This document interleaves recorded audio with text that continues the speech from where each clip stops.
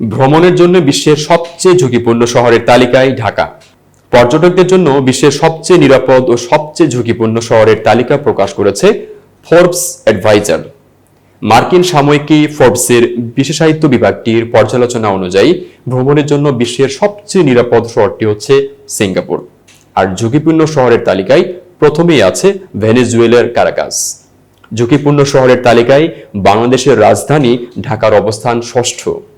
ফোর্বসের এই র্যাঙ্কিংয়ে বিশ্বের মোট ৬০টি শহরকে রাখা হয়েছে। শহরগুলোর ভালো মন্দ বিবেচনা করে র্যাঙ্কিং করা হয়েছে ১০০ স্কোরের মধ্যে। স্কোর যত বেশি শহরটি তত ঝুঁকিপূর্ণ, অন্যদিকে তা কম থাকলে সেটি তুলনামূলকভাবে নিরাপদ। যেমন সবচেয়ে নিরাপদ শহর হিসেবে সিঙ্গাপুরের স্কোর ১০০-র মধ্যে ০, আবার ঝুঁকিপূর্ণ শহর হিসেবে কারাকাসের স্কোর ১০০-র মধ্যে ১০০। এদিকে ঢাকার স্কোর ৮৯.৫০। এতক্ষণ বার্তা বৈঠকের সাথে থাকার জন্য ধন্যবাদ। নতুন নতুন তথ্য ও সংবাদ পেতে বার্তা বৈঠকের ইউটিউব চ্যানেল ও ফেসবুক পেজের সাথে থাকুন।